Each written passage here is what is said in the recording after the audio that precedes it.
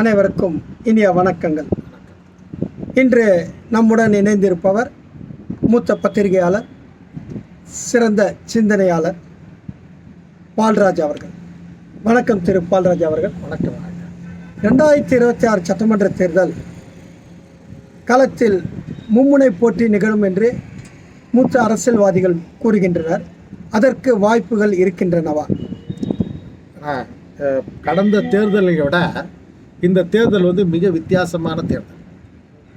ஏன் வித்தியாசமான தேர்தல்னு சொல்கிறோம்னா, புதியதாக ஒரு புதிய கட்சிகள் உருவாகியிருக்கிறது. இது ஒன்று. ரெண்டாவது இருக்கிற கட்சிகளே ரெண்டாக உடையுது. மூணாவது, உட்கட்சியிலேயே பிளவுகள். இப்படியாக சந்திக்கின்ற முதல் தேர்தல் இதுவாக தான் இருக்குன்னு நான் நினைக்கிறேன். இப்போது காங்கிரஸ் அரசாங்கம் இந்த தமிழகத்தை ஆண்ட பிறகு, பேரறிஞர் அண்ணாவுக்கு பிறகு தொடர்ந்து திராவிட கட்சிகள் மாறி மாறி தமிழகத்தில் ஆட்சி புரிகிறாங்க. ஒன்று அதிமுக வந்தால் திமுக வரும், திமுக வந்தால் அதிமுக வரும். இப்படி தான் இருக்குது. இதுக்கு மாற்று அரசியல் யாராவது இருக்கிறாங்களா அப்படின்றத ஒரு தேடல் இருந்துக்கிட்டே இருந்தது மக்கள்கிட்டையும். இவர்கள் வந்தால் இவர்கள் மீது குற்றச்சாட்டு, அவர்கள் வந்தால் அவர்கள் மீது குற்றச்சாட்டுன்னு இப்படியே தான் அரசியல் போக்கு போயிருந்தது. இப்போ ஒரு மாற்று அரசியல் இருக்கும்போது அடுத்தது சீமான் வந்தார். அதுக்கப்புறம் இப்போது நடிகர் விஜய் வந்திருக்கிறார். தமிழக வெற்றி கழகம்னு சொல்லிட்டு ஒரு கட்சி ஆரம்பித்து வெளியில் வந்திருக்கிறார்.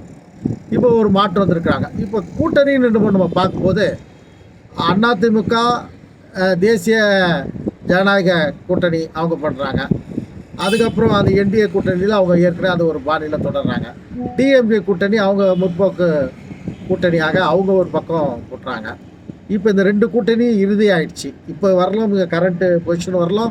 அந்த பக்கம் ஒரு கூட்டணி அதிமுக பாரதிய ஜனதா தலைமையிலான கூட்டணி உறுதியாகி விட்டது, என்டிஏ கூட்டணி. இந்த பக்கம் திமுக ஏற்கனவே ஒரு கூட்டணியை ஃபாலோ பண்ணிட்டு வர்றாங்க. அந்த கூட்டணி இருக்குது. அதுலேருந்து பிளவு ஏற்படுமா அப்படின்ற ஒரு சூழல். காங்கிரஸ் பிரிந்து போகுமா, திருமாவளவன் பிரிந்து போவாரா, பாமக இணைந்தால் திருமாவளவன் பிரிந்து போவாரா போன்ற குழப்ப நிலைகள்லாம் இருந்தது. ஆனால் அதற்கான ஒருவை தமிழக முதல்வர் திராவிட முன்னேற்ற கழக தலைவர் அதை அட்ஜஸ்ட் பண்ணி கூப்பிட்டு போகிறாரு தான் நினைக்கிறோம். ஏன்னா சமீபத்தில் நடந்த நிகழ்வுகள்லாம் ஆமாம் ஒரு கம்யூனிஸ்ட் கட்சி கூட்டணி 100ஆண்டு விழாவில் முதல்வர் பங்கேற்றது. அதுக்கடுத்து பார்த்தீங்கன்னா விசிகாக்கு அண்ணல் அம்பேத்கர் திருமண மாளிகைன்னு சொல்லிட்டு கரும்பூர் கோயிலில் அவருடைய தொகுதியில் மிக சிறப்பான திருமணம். இதெல்லாம் அவங்க கட்சியினுடைய தொண்டர்களுக்கும் கட்சிக்கும் செஞ்ச ஒரு மிகப்பெரிய விஷயமா இருக்கிறாங்க. இப்போ பிளவு ஏற்படுமான்னு பார்த்தாங்க. இப்போ தொடர்ந்து ஒவ்வொருத்தர் கட்சிகளும் நிகழ்ச்சி பண்ணுவேன். அதில் அந்த கூட்டணி ஆட்கள் எல்லாம் ஒன்றா கூடுறாங்க. வைகோவாக இருக்கட்டும், வைகோ பிரிந்து போவார்னு நினச்சாங்க. திருமாவளவர் பிரிந்து போவார்னு நினச்சாங்க. காங்கிரஸ் பிரிந்து போவார்னு நினச்சாங்க. அதான் காங்கிரஸ் அரசாங்கம் தான். செல்வ பிறந்தகர் அவர் காங்கிரஸ். அவர் தேசிய பிரவீன் சக்கரவர்த்தி பனையூரில் இவரை சந்தித்தோடனே காங்கிரஸ் உடையும், அவர் ரகசிய பேச்சுவார்த்தை நடத்தி விட்டார் அப்படின்னாங்க. அதுக்கப்புறம் ஒரு குழு ஒன்று காங்கிரஸ் தேர்தல் பணிக்குழுன்னு ஒன்று போட்டாங்க. அது பேச்சுவார்த்தை நடத்தோன்னாங்க. அப்படியே குழப்பத்திலே இருக்குது. ஆட்சியில் பங்கு, அதிகாரத்தில் பங்கு, அதிக சீட்டு ஓணும் இப்படின்ற தகராறு எப்பவுமே எல்லா தேர்தல் காலங்களிலும் அது ஏற்படும் தான். அது ஒரு இயல்பு தான். இது மீண்டும் மிகப்பெரிய லெவலில் இந்த ஆண்டு இந்த தேர்தலில் 2026 காலத்தில் அதிகமாக பேசப்படுது. மற்ற தேர்தலை விட அதிகமாக பேசப்படுது. இது ஒரு வித்தியாசமாக இருக்குது. மூன்றாவது கூட்டணியாக நீ கேட்டுக்க, ரெண்டு கூட்டணி உறுதியான கூட்டணியாக ஆகிவிட்டது தான் நான் நினைக்கிறேன். இன்னும் அடுத்த வாரத்திலலாம் அது உறுதியாகிடும்.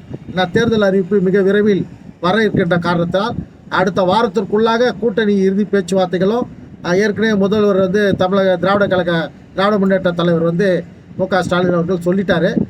பேச்சுவார்த்தை தொடங்கும்னு சொல்லியிருக்கிறாங்க. அதனால் அதுவும் தொகுதி பங்கீடுக்கான பேச்சுவார்த்தை தொடங்கும். மூன்றாவது கூட்டணியாக இப்போது தொங்கி நிற்கிறாரு நம்ம விஜய். அவருக்கு இந்த கரூர் சம்பவத்துக்கு அப்புறம் அவர் அடி மேலே அடி, ஜனநாயக படம் ஓடலை. அதுக்கப்புறம் உட்கட்சிக்குள்ளேயே மோதல். அதுக்கப்புறம் புஷி ஆனந்த், ஆதவ், கே.ஏ. செங்கோட்டையன் இவங்களுக்குள்ள ஒரு பிரச்சனைன்றாங்க. அப்புறம் பிரச்சனை இல்லைன்றாங்க. அப்படியாக அவங்க உட்கட்சியிலையும் பிரச்சனை வருது. அதுக்கப்புறம் சீட்டுக்கு ஒரு எம்எல்ஏ சீட்டுக்கு 2 கோடி கேட்குறாங்க. இந்த மாதிரியான சூழலெல்லாம் போயிட்டுருக்குது அந்த கட்சியினுடைய போக்கில். இப்படியா இருக்க சூழலில் இதை நம்ம மூன்றாவது கூட்டணி இவர் அமைப்பாரா அப்படின்றது நம்ம கேள்விக்குறியான இருக்குது, கேள்விக்குறியாக இருக்குது.